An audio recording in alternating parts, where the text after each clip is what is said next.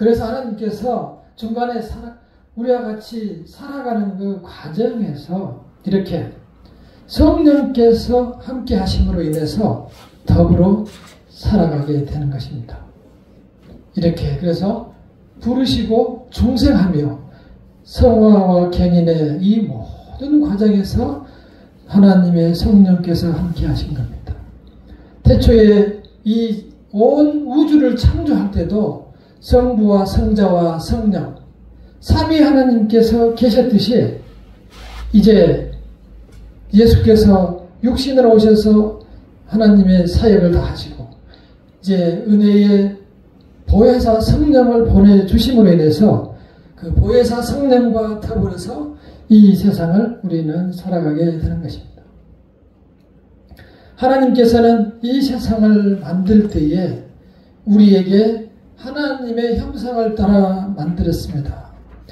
그래서 인간들을 보면 아주 독한 사람이 있지만 또 어떨 때는 보면은 아주 그 약한 모습, 눈물을 흘리고 또한 자기 자식을 보호하려는 그런 모성애를 발휘할 때가 있습니다.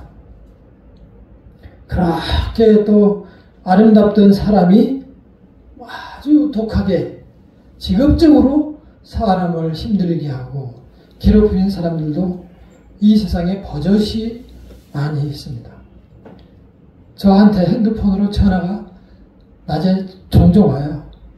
때로는 이렇게 복권이 당첨됐다 또는 국가에서 주는 20만 원을 찾아가라고 하면서 문자가 많이 오기도 하고 또 이 35만 원 안에 임플란트를 하라고 연락도 오기도 하고 좋은 주식 100배가량 뛰는 주식이 있으니까 사라고 이렇게 아주 좋은 정보를 주는 사람들이 있습니다. 그 사람들은 밥을 먹고 출근해서 그걸 직업적으로 이렇게 해가고 있습니다. 참 저 한 번 엄청 싸운 적도 있어요. 그 사람들하고 저하고. 결국은 제가 졌습니다만은 그 사람들은 아주 그게 정당하다고 생각하기 때문에 대화가 안 돼요. 세상은 우리가 때로 이렇게 바라보면은 마치 세상이 맞는 것처럼 보여요. 지금 우리가 사는 이 세상이 매우 정상적인 것처럼 보여요. 그리고 왜냐하면 우리가 여기에 다 맞춰서 살아가기 때문에 이 세상은 매우 정당하다. 많은 교회에서도 그렇게 얘기를 합니다. 그리고 여기에서 지고 무너지는 것은 너 책임이다. 그렇게 얘기를 합니다. 그 이야기가 반은 맞고 반은 틀립니다. 하나님께서 지어주신 이 세상에 모든 사람이 동일한 여건에서 출발했으면 그게 다 본인의 책임일 수 있어요. 그렇지만 아시다시피 어떤 사람은 태어나 보니까 이 금수저를 들고 있고 어떤 사람은 태어나 보니까 이 흙수저를 쥐고 있단 말이에요. 이게 밥을 먹으려고 하면 다 부서져가지고 먹을 수가 없어요. 흙수저가 돼가지고. 그래서 출발 자체가 틀리기 때문에 현재 상황을 갖다가 우리가 모든 사람이 하나님께서 주신 대로 똑같이 출발했다라고 할 수가 없어요. 그리고 인도 같은 나라는 일부 다체제로 해서 20명씩 수십 명씩 네팔 같은 데도 같이 사는 나라도 있고 우리나라처럼 반드시 일부 일체제로 해야 한다고 법으로 정해놓은 것도 있고 또 어떤 나라는 자기 나라의 왕의 종교가 그 나라 전체의 종교가 되기도 하고 우리는 또 자신을 믿고 있는 종교의 자유가 있는 나라이기도 하고 또 어떤 나라는 기독교가 국교인 나라도 있고 여러 형태로 이 세상을 만들고 살아갑니다. 그럼 우리나라에서는 우리가 맞고 다른 나라에서는 다른 사람이 맞고 그럼 누구 말이 맞는 거예요? 그 나라에 가면 우리가 그 법을 따르라고 하죠. 그렇게 되어 있습니다. 그렇기 때문에 이 세상의 법은 다 맞다고 할 수가 없습니다. 우리는 하나님의 말씀에 맞추어서 이 세상을 볼 수 있는 그런 능력을 우리가 키워야 합니다. 그래서 늘 내 자신이 하나님의 사람으로 구별되고 거룩하게 되도록 내 자신이 힘써야 합니다. 그 기준은 오로지 성경입니다. 오로지 하나님의 말씀입니다. 지금 에스겔 33장 11절처럼 늘 우리는 하나님의 말씀을 생각하며 그 하나님의 뜻을 생각하며 그분을 따라서 살아가도록 해야 합니다. 에스겔 33장 11절 다시 한번 읽어보겠습니다. 시작. 너는 그들에게 말하라. 주 여호와의 말씀이니라. 나의 삶을 두고 맹세하노니 나는 악인이 죽는 것을 기뻐하지 아니하고 악인이 그의 길에서 돌이켜 떠나 사는 것을 기뻐하노라. 이스라엘 족속아 돌이키고 돌이켜라. 너의 악한 길에서 떠나라. 어찌 죽고자 하느냐 하셨다. 이게 하나님의 마음. 하나님께서 가인을 버려두셨지만 돌아오기를 기다리는데 오히려 떠난 사람은 가서 정말 한번 잘 살아보겠다고 멋지게 살아보겠다고 가서 바벨탑을 쌓고 새로운 동지들을 모아서 항상 이 악은 규합하는 기능이 성질을 가지고 있어요. 악한 사람들끼리 자기들끼리 모여서 무슨 악한 일을 도모합니다. 왜냐하면은 그래야만 내 자신이 정당화되거든요. 다른 사람의 동의를 받아야 내 자신이 정당화돼요. 거기서 힘을 얻는 거예요. 그래서 악이 무리를 짓는 거예요. 대부분의 세상이 그렇게 되어 있어요. 악의 무리가 많아지면 그 많은 사람들이 다 표가 돼서 그 사람들이 원하는 사람으로 자기들의 캡틴을 뽑게 되는 거죠. 하나님께서 선하게 창조하시고 이렇게 돌이키라고 나는 다 돌아오는 것을 원한다고 하셨으나 하나님은 끝까지 목이 곧게 하나님께 사람들은 돌아가지 않으려고 합니다. 그래서 우리가 이 세상의 땅 끝까지 주의 말씀이 전파되도록 그때까지 우리가 주의 말씀을 전하며 살아야 합니다. 그것이 지금 먼저 믿는 우리가 해야 할 일입니다. 두 번째, 중생의 특징에 대해서 말씀드리겠습니다. 이 거듭난 사람의 특징은 그 사람의 영혼에, 그 사람의 심령에 하나님의 생명의 원리가 심겨져서 예전과 다시 다른 새 사람이 됩니다. 사람의 이 정신, 지적인 상태는 지식과 정의와 의지, 그 세 가지로 구성이 되어 있습니다. 사람의 심령은, 나의 심령은 지식과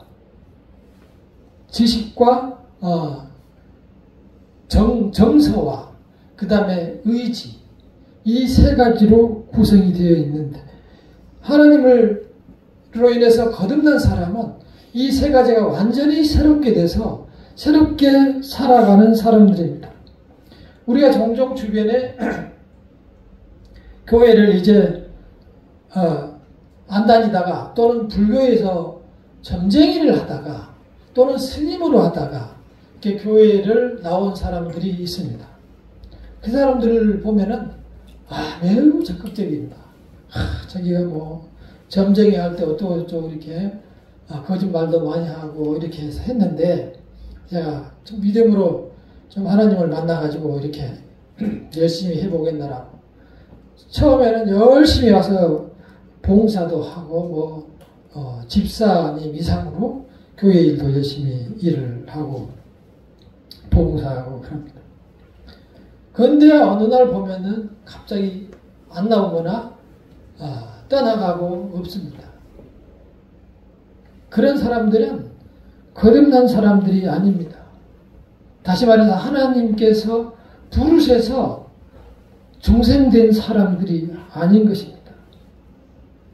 물론 나갔다가 다시 들어올지는 모르겠어요. 그래서 성령으로 거듭난 사람들은 그 모든 일들, 성령의 역사가 내 마음 속에서, 의식 속에서 이루어지기 때문에 그 삶이 변화되고 살면서 나타나게 되어 있어요. 우선 내 자신이 위로를 받습니다. 내 자신이 왜냐? 아무도 없고 나 혼자 있었는데 이제 하나님의 성령께서 나를 일으키셨구나. 이 생각을 깨닫게 되면서 하나님을 의지하게 되고 뭔가 내 옆에 있으니 또 대화할 사람이 생겨서 내 자신이 힘이 나고 살아야 될 어떤 방향성이 생기게 됩니다. 그래서 뭔가를 하고 싶어지는 거예요. 그래서 남에게 사랑을 베풀어 주고 싶고 또 더 나아가서 말씀을 전해주고 싶고 또 하나님이 계시다는 것을 전해주고 싶고 또 사랑해주고 싶고 여러 가지 모습으로 내 자신도 시간을 아껴서 사용하고 귀하게 사용하고 싶고 이러한 선한 하나님의 마음 상태를 최초의 인간의 상태를 사모하게 되어 있습니다. 왜냐하면 아까 말씀드린 대로 그 사람은 재창조된 것처럼 완전히 새 사람이 되었기 때문입니다. 니고데모라는 사람이 유대인 바리새인이었지만 예수께 와서 내가 어떻게 해야 거듭나겠습니까? 엄마의 뱃속으로 들어갔다 나와야 되겠습니까? 아니라 물과 성령으로 거듭나면 된다. 그랬을 때 그 사람은 그 후로 완전히 변화돼서 끝까지 예수님 돌아가신 후까지 예수님을 믿었습니다. 그 사람은 성령께서 그 심령을 부르셔서 그분과 끝까지 함께 하셨고 이렇게 완전히 거듭난 다른 바리새인들과 구분된 삶을 살아가는 것을 볼 수가 있습니다. 그 사람 속에는 이제 새로운 생명의 원리가 심겨진 것입니다. 대부분 이러한 사람들의 삶을 보면 그 삶이 나타나요. 그런데 이제 이단들은 어떤 얘기를 하냐면은 언제 구원을 받았습니까? 또 이렇게 날짜를 물어봐요. 그러면 이제 우리가 당황해서 이걸 대답을 못하게 되죠. 주의 성령께서 내가 하는 일이 아니고 성령께서 하는 일이기 때문에 나는 뜨거움을 느끼고 새로움을 느끼고 했을 뿐이지 성령께서 하는 일이기 때문에 그 날짜를 기록해 놓지 않았다고요. 기록해 놨어야 되는데 대부분 기록해 놓지 않아요. 어느 날 주의 성령께서 나에게 임하셔서 나를 변화시켜 놓은 거예요. 그래서 날짜를 물어보고 날짜를 모르면 당신은 구원받지 못했다. 이렇게 얘기하면은 틀림없이 이단이다. 이렇게 생각하시면 돼요. 모든 미래의 날짜는 하나님만이 알고 계시는 거예요. 미래의 날짜는. 성령께서 우리를 부르신 날짜도 그렇지만 미래의 날짜는 하나님만이 알고 계시기 때문에 아는 척하는 것은 또 날짜를 정해준다고 하는 것은 성경에 없기 때문에 이단이다. 자, 중생과 성령의 특징. 자, 성령께서 우리를 거듭나게 하십니다. 그래서 우리로 하여금 완전히 보라 새로운 피조물이 된다. 5장 17절에 나와 있잖아요. 고린도후서 5장 17절에 나오는 것처럼 하나님의 사람이 되면 보라 새 것이 되었다. 그래서 사실 이렇게 성인이 된 후에 거듭난 사람들을 보면은 놀라울 정도로 달라지는 사람이 있어요. 아주 놀라워서 그런 사람들이 종종 보이고 오히려 제가 볼 때도 부러운 그런 사람들이 많이 있어요. 모태 신앙보다도 훨씬 하나님과 깊어서 살아가는 사람들이 있고 능력으로 사는 사람들도 굉장히 많이 있습니다. 그래서 모태로 태어났다고 해서 구원을 확정되는 것도 아니고 또 중간에 믿는다고 해서 잘못된 것도 아닌 것입니다. 주의 성령께서 정하시고 부르신 날짜가 있기 때문입니다. 자, 그리고 이제 새로운 피조물이 된 사람들은 비록 자기가 인간의 몸을 입고 기존의 습관이 있고 사회의 악함 때문에 비록 죄가 짓고 또 짓고 넘어지고 또 다시 일어나고 하더라도 그 사람의 생각 속에는 일어나서 살아가려는 그 의지가 훨씬 강합니다. 그래서 작게 넘어지고 쓰러지는 일들은 있더라도 영원히 끌려가지가 않습니다. 그 사람한테 새로운 생명이 심어졌고 그는 그를 의지해서 살아가기 때문에 기존에 나 혼자 살아오다가 넘어지고 쓰러지고 쿡박해서 나오지를 못했는데 이제 성령께서 계시기 때문에 넘어져도 다시 손을 붙들고 일어나서 살아가게 되는 것입니다. 이렇게 해서 중생의 역사는 성령께서 우리의 본능에 또한 적합하게 역사합니다. 그 사람의 심령을 변화시키기 감성만을 움직여서 그 사람의 감정으로만 사용하지 않는 것입니다. 이걸 우리는 잘 아셔야 돼요. 많은 사람들이 감정에 사로잡혀가지고 어느 순간 어느 사람의 설교나 또는 어느 특정한 장소에 가서 무슨 이야기를 듣고 와서 또는 어떤 깊은 힘든 일이나 또는 기쁜 일을 느끼고 나서 그 감정에 사로잡혀가지고 특히 기쁜 아주 힘든 일이나 또는 아주 기쁜 일이 있을 때 이것은 주님께서 함께 하신 일이다 해가지고 감정이 이렇게 하늘을 뚫을 만큼 감정이 솟구쳤다가 어느 순간 보면은 비실비실 해가지고 언제 그랬나 하듯이 전혀 다른 사람이 되어 있는 것을 볼 수가 있습니다. 특히 기도원을 많이 쫓아다니는 사람들 그런 사람들 많이 있어요. 그래서 우리는 하나님께서 주의 성령께서 그 사람을 움직일 때에 그 사람의 심령을 가지고 움직이는데 아까 말씀드린 대로 사람이 무엇으로 되어 있다고요? 지성과 의지와 감정으로 사람이 구성이 되어 있는데 그 감정만을 앞세워서 나타나는 것을 보고 저 사람이 이제 완전히 하나님의 사람이 되구나 이렇게 생각해서도 안 되고 그것만을 가지고 내 자신을 평가하는 기준이 되어서도 안 됩니다.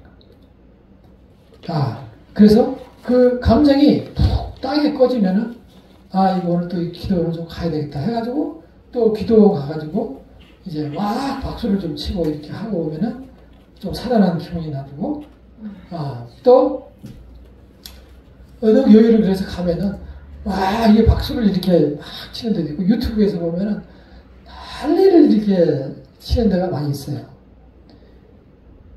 물론 때로 우리가 험악한 세상을 살아가다 보니 그런 데 나가서 내 자신이 한두 번 힘을 얻고 오는 경우도 있을 수 있지만 그러한 감정이 나의 전부가 신앙의 전부가 아니라는 것을 아셔야 돼요. 감정은 나에게 있고 성령은 외부의 하나님이신 거예요. 하나님께서 나의 감정을 붙잡고 움직이시는 것이지 내가 나의 감정을 가지고 마치 하나님이 하신 것처럼 판단해서는 안 된다는 것입니다. 하나님께서는 주의 성령께서는 나의 감정을 사용해서 깨닫게 하시고 또 나의 의지를 사용해서 이제는 새로운 길을 살아가도록 힘을 주시는 거예요. 그래서 중생으로 거듭난 사람들을 보면 어려운 가운데서 다시 돌아서서 자기 삶으로 나타나게 되어주는 것입니다. 세 번째로 중생은 시간적으로 정도의 차이가 있는 것이 아닙니다. 한 번 중생이면 끝입니다. 한 번 중생으로 끝납니다. 또 다시 나락으로 떨어졌다가 또 다시 올라오고 이게 없어요. 그런 거는 없어요. 왜냐? 그런 완전하신 성령님의 완전하신 하나님을 부정하는 것이 되기 때문에 하나님의 하시는 모든 일은 완전하신 일이기 때문에 내가 중생했다가 다시 무슨 실수로 인해서 푹 꺼져가지고 아니다. 나는 아니다.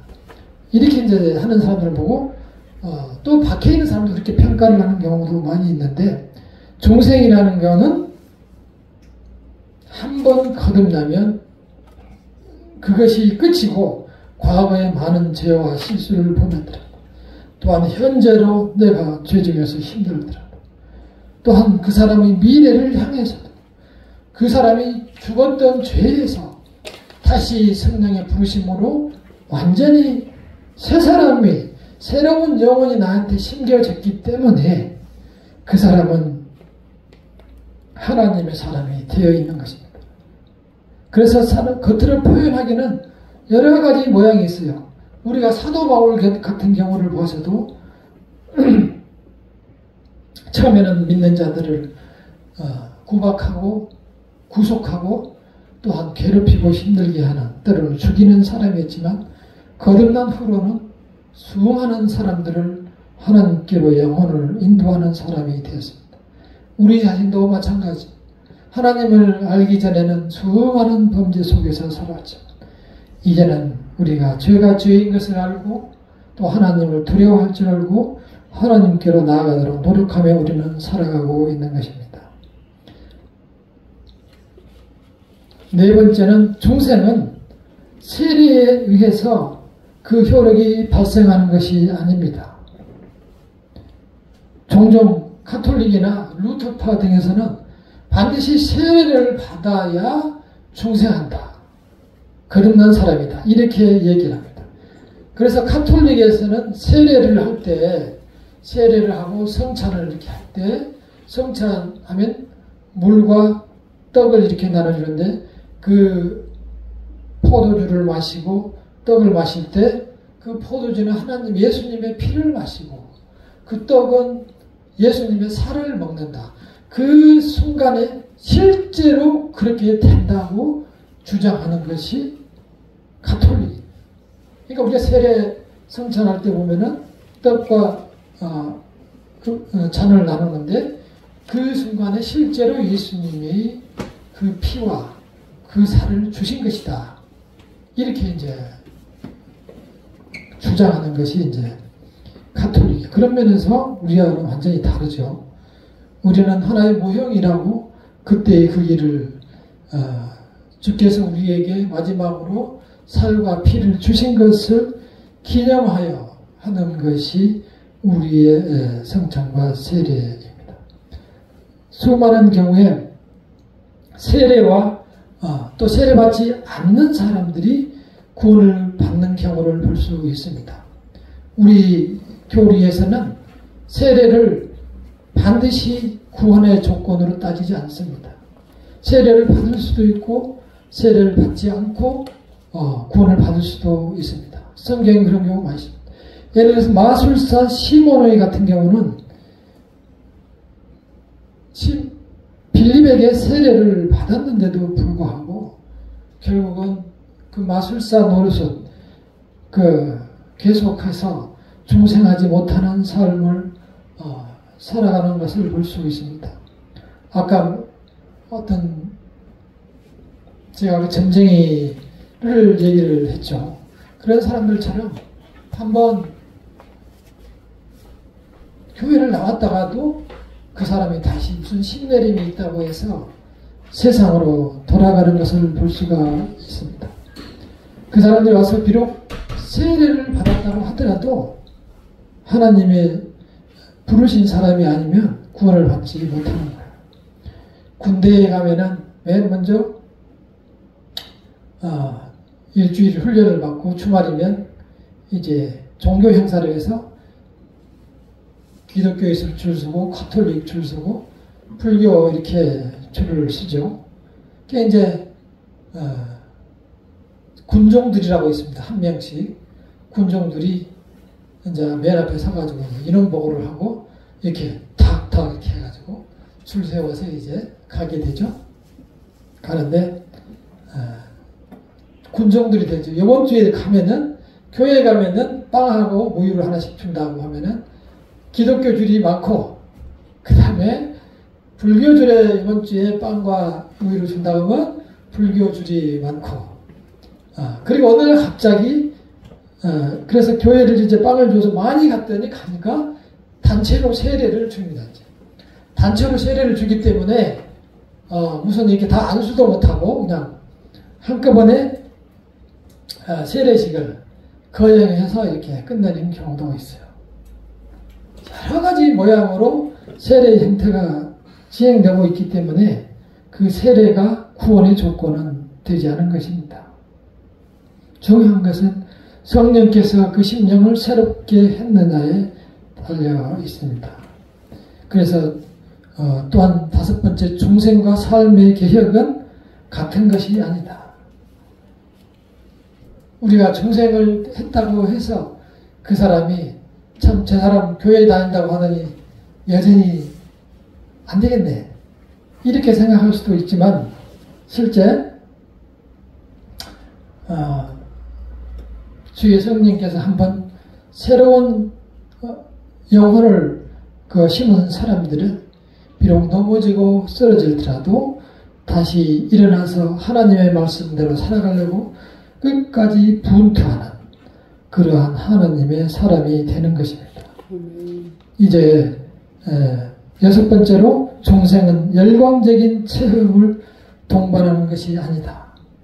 대개 이제 성령을 받았다 해서 가면은 체험이나 황홀함과 어떤 신비에 나는 음성을 들었다, 계룡산 밑으로 가야 된다, 어디 무슨 산으로 가야 된다, 이런 얘기를 하면서 때로는 어떤 사람들은 뜨거운 무엇이 나에게 임한다, 이렇게 얘기를 하고 또 그렇지 않았냐고 물어보는 사람도 있어요. 내가 그래서 그렇지 않았다고 그랬어요.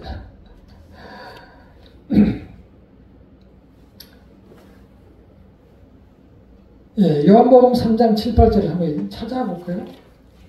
요한복음 3장 7, 8절. 자, 요한복음 3장 7절과 8절을 함께 읽어보겠습니다. 요한복음 146페이지인가요? 요한복음 3장 7절과 8절. 시작. 내가 내게 거듭나야 하겠다는 말에 놀랍게 여기지 말라. 바람이 임으로 불매 내가 그 소리는 들어도 어디서 와서 어디로 가는지 알지 못하나 성령으로 난 사람도 다 그러하니라.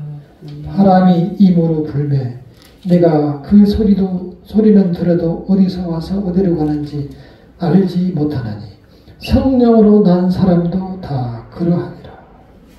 그러니까 성령으로 난 사람도 바람처럼 어느 순간에 나에 들어와서 나의 마음을 붙드는 것이지, 이렇게 무슨 음성을 듣고 강한 불빛이 와서 또는 시뻘건 무엇이 와서 나의 눈에 비치고, 어떤 사람은 가슴에다가 뭘 화살 같은 걸 빛으로 와서 쏘였다고 하는 사람도 있는데, 물론 사람들이 와서 그럴 수도 있겠지만 그것이 반드시 그렇게 다 임하는 것은 아니라나. 성경에서 나와 있는 말씀은 바람이 임으로 부는 것처럼 성령께서 나에게 그렇게 오셔서 역사한다는 거예요. 유명한 신학자 로버트 오웬도 이렇게 얘기했습니다. 강압이 아니라 성령은 우리의 본성에 맞게 우리의 능력에 따라 역사하신다. 그 사람의 본성에 맞게, 어떤 사람들은 극렬하게, 또 어떤 사람은 아주 그분의 성품에 따라서 부드럽게, 어떤 사람들은 묵묵히 행동으로 이렇게 하나님의 사람으로 살아가게 하는 것입니다. 그래서 성령으로 거듭난 중생된 사람들은 이렇게 완전히 하나님 앞에 새로운 사람이 되어서 이제 과거와 다른 새로운 원리를 가지고 새로운 눈으로 가지고 이 세상을 바라보며 살아가게 되는 것입니다. 이 세상에 있는 사람들을 특별히 잘났다고 완전하다고 생각하고 살아가면 굉장히 위험합니다. 이 세상에 완전한 사람 한 명도 없습니다. 우리 공부를 잘하는 청년들도 얘기했지만, 공부를 잘한다고 또는 많이 했다고 해서 그 사람이 인격적으로 훌륭하다고 해서 하나님의 말씀대로 살아가는 사람은 절대 보장할 수 없는 것입니다. 따라서 사람을 의지하지 마십시오. 사람을 의지하면 실망과 낙심뿐입니다. 남의 말에 의지할 필요도 없습니다. 내가 부족하면 하나님 성경을 따라서 하나님의 말씀을 의지하고, 내가 부족하면 하나님께 지혜를 얻어서 우리가 이 세상을 극복해 나가야 합니다. 그래서 우리가 내 자신이 말씀으로 거듭나도록 늘 사모하고, 창조의 목적인 하나님을 사랑하지 않을 때는 더욱 하나님으로부터 멀어진다 생각하고, 내가 하나님께 가까이 가려는 그렇게 노력하며 예수께서 부르신다고 생각하고 이 세상을 이겨나가야 할 것입니다. 조나단 에드워즈는 말씀하셨습니다. 중생은 하나님이 혼자서 하시는 일이고, 그렇지만 인간은 거듭나는 생활에서 거듭나는 노력을 꾸준히 해 나가야 한다. 우리가 중생이라고 해서 하나님께서 혼자 하시니까, 성령께서 하실 것이니까 나는 내 마음대로 살아가야겠다 라고 하는 것은 하나님께서 부르신 사람이 아닐 수도 있는 거죠. 어떻게 하나님이 부르셨는데 나는 하나님과 따로 살래 라고 얘기하면서 나는 하나님의 사람이다 라고 얘기할 수 있겠어요? 그거는 표현 자체가 잘못된 표현이죠. 그래서 중생한 사람은 내가 하나님한테 콕끼어서 숙명처럼 그렇게 살아가는 것이 아니고, 내가 하나님의 자녀대로, 하나님께서 나의 목자가 되시니 나는 양이니 나의 목자의 음성대로 따라서 살아가고 애쓰며 그분을 찬양하며 그분의 부르심을 따라서 살아가는 그러한 사람이 중생된 사람의 모습인 것입니다. 우리는 모든 판단의 기준이 성경 말씀입니다. 그래서 성경 말씀에 따라서 판단하시고 그 말씀을 알고 깨달으려고 힘쓰시기를 바랍니다. 그렇게 하면서 우리의 중생된 자의 삶을 우리는 뚜벅뚜벅 걸어가게 되는 것입니다. 거듭나는 순간은 일순간이라도 삶이 현장에서 우리가 변해되고 하나님을 쫓아 따라가는 길은 너무 험하고 고되기 때문에 그 길이 쉽지가 않은 거예요.